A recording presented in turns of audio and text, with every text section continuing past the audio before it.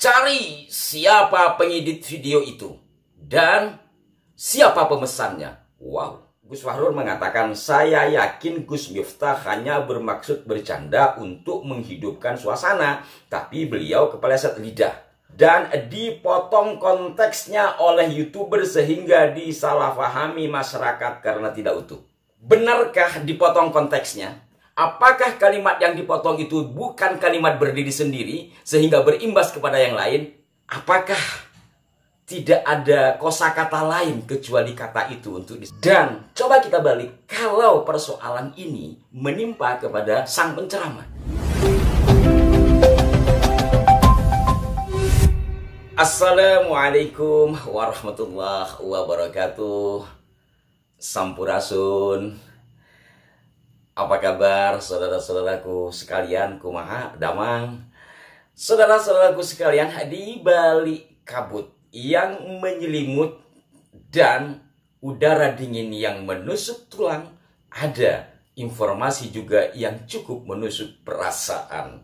Beredarnya potongan video seorang kiai yang mempersoalkan atau sewot gitu loh atas viralnya video Kang Miftah.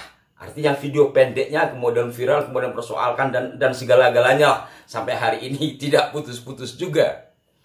Mungkin sebagian Anda sudah pernah melihat video dari sang kiai itu. Dan saya disclaimer bahwa saya tidak hanya melihat video pendeknya. Video panjangnya sudah saya lihat pula. Jadi jelas ya, bahwa inti yang disampaikan oleh sang kiai, ya pertama, cari siapa pengedit video itu dan bla bla bla. Kemudian ini yang agak menusuk, siapa pemesannya. Wow. Jadi kita buat santai. Nah, sebelum itu juga saya sudah mendapatkan link berita dari kawan ya, di grup WhatsApp juga, yang inti utama berita itu mirip dengan apa yang disampaikan oleh sang kiai.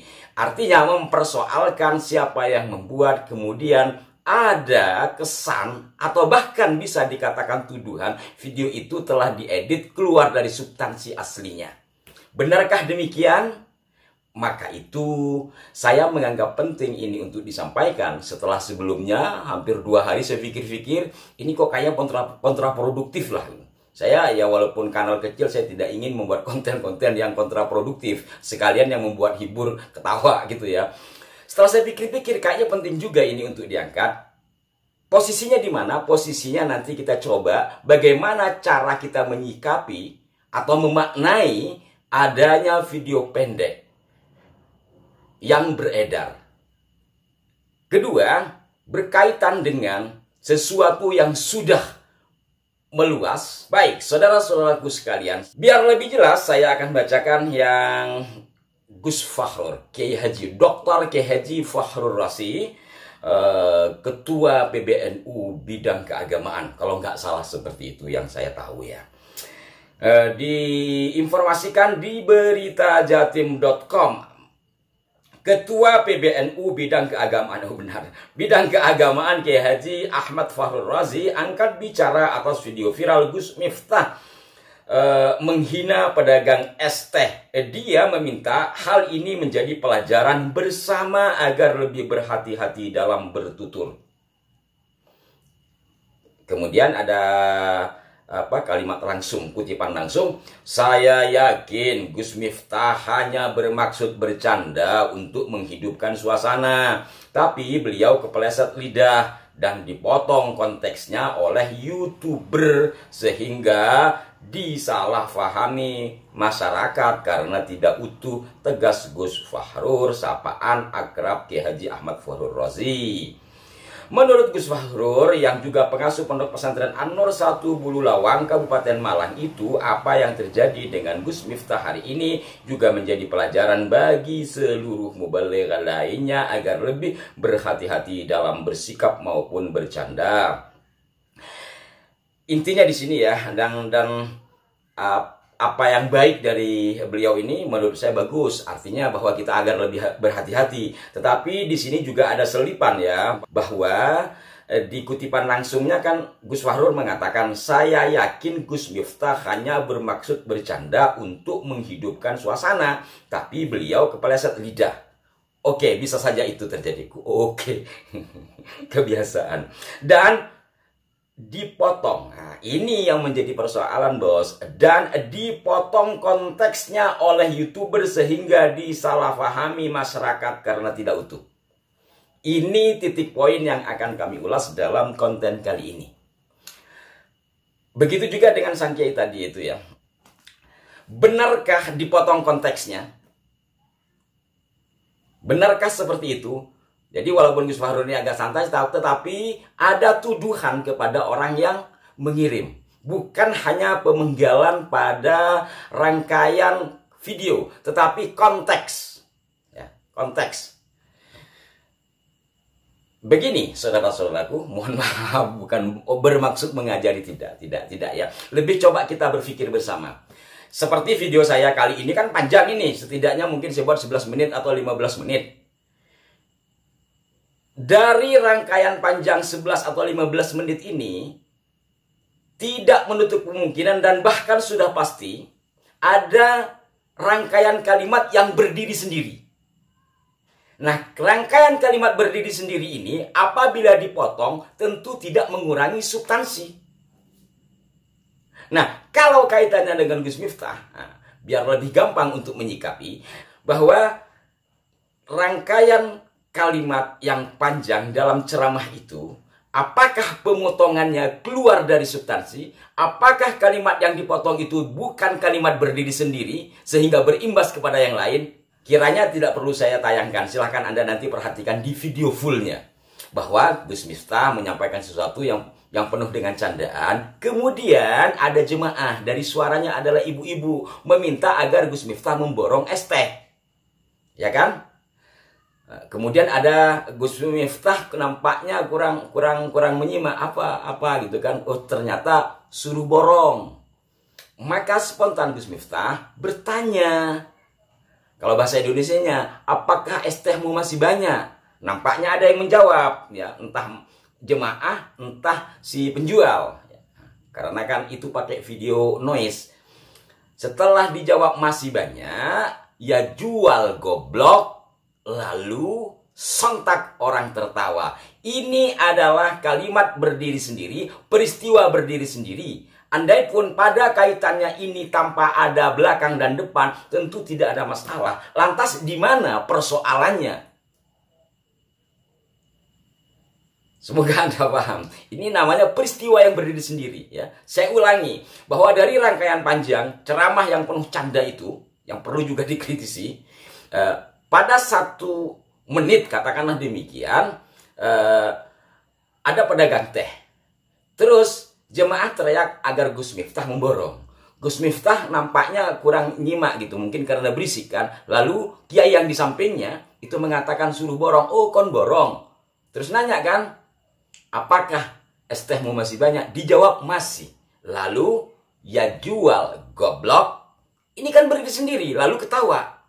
Kecuali umpamanya setelah ketawa Gus Miftah menyampaikan klarifikasi. Mohon maaf bang, saya udah biasa bercanda begini ya, ini bukti keakraban kita. Jadi ya kata-kata goblok ini jangan dipendam di hati, biar kita akrab lah. Berapa sebenarnya es tehnya? Coba bawa sini, saya borong. Beneran, kasih ke jemaah. Kalau ada kalimat ini yang dipotong, itu masuk menghilangkan substansi. Tapi kan tidak. Bagaimana? Saya yakin Anda sudah bisa memahami. Sebelum saya sampaikan juga Anda sudah memahami. Tetapi menurut hemat saya ini penting untuk disampaikan untuk mencari titik ini.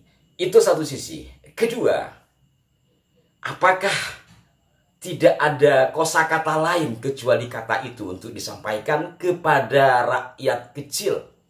Saya agak memaklumi umpamanya ada seorang kiai yang membahas satu hal ini dilakukan oleh seorang yang apabila disampaikan tuh ya mohon maaf bebal gitu kan.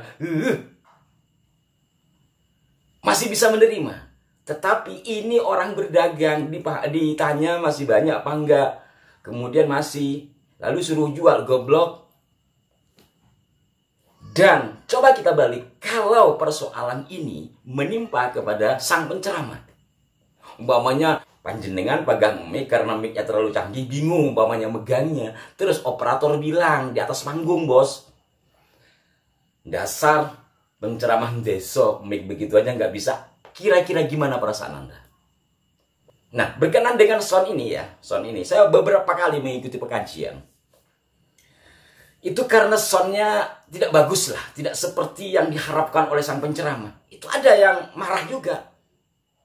Walaupun ya ada yang marah beneran, ada yang marah, ada yang nyelekit gitu ya.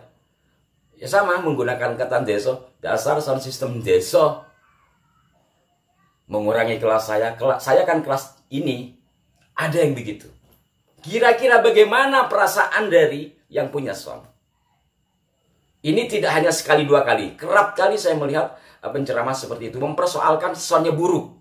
Memang untuk menyampaikan sesuatu ketika sound itu buruk, hati tak nyaman. Hanya saja kita lihat. Ini kan pengajian. Bukan show, bukan pentas music. Bahkan kadang-kadang orang kalau di kampung-kampung itu nyari sound gak terlalu paham, cari yang begini pokoknya yang umum dipakai oleh orang sana dengan susah payah.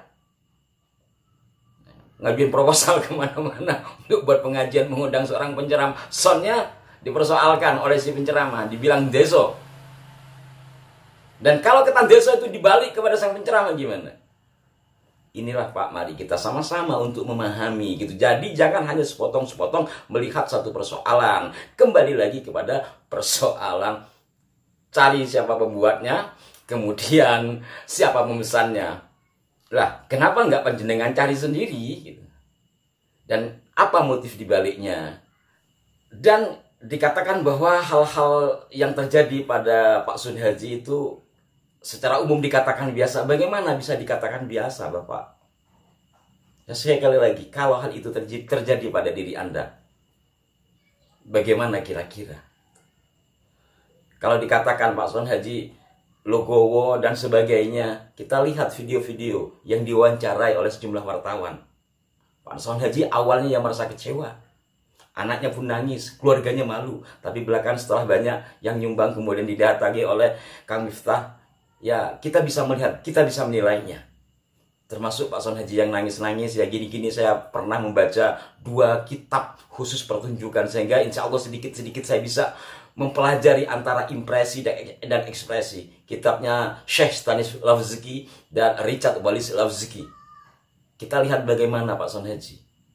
Maka inti dari apa yang kami sampaikan di sini, saudara-saudaraku sekalian, titik poinnya adalah tentang video pendek yang diedit, keluar substansi atau tidak. Kita lihat berdiri sendiri peristiwa itu dengan rangkaian kalimat itu atau tidak. Atau ada kalimat dipotong tidak. Umpamanya, kamu tidak goblok, terus kamu tidaknya saya potong. Apakah ada seperti itu? Jikalau tidak, apalah yang harus dipersoalkan? Dan apalagi terkesan marah-marah dan menyalah-nyalahkan, menuduh-nuduh YouTuber. Padahal bisa saja yang ngomong juga sama-sama YouTuber. Kalau saya kontainer, Pak. Pengisi konten-kontainer ya. Begitu saja, dan mudah-mudahan walaupun atakadul di dalam penyampaian ini, ada sesuatu yang bisa kita serap di dalam menelaah sesuatu, juga di dalam menganalisa persoalan, serta mengamati perbuatan seseorang. Bukan maksud untuk membenci, bukan maksud untuk memvonis, tetapi kita memiliki ruang-ruang fikir yang dianugerahkan oleh Allah untuk bebas, merdeka, sesuai koridor di dalam menelaah sesuatu hal. Termasuk penyampaian dari 2 tokoh tadi. Dan katanya juga masih ada tokoh-tokoh yang lain. Salam hormat untuk semuanya, dan mohon maaf juga untuk semuanya. Termasuk jikalau ada yang merasa tersinggung dari apa yang saya sampaikan ini. Mohon doanya. Sampai jumpa. Wassalamualaikum warahmatullahi wabarakatuh.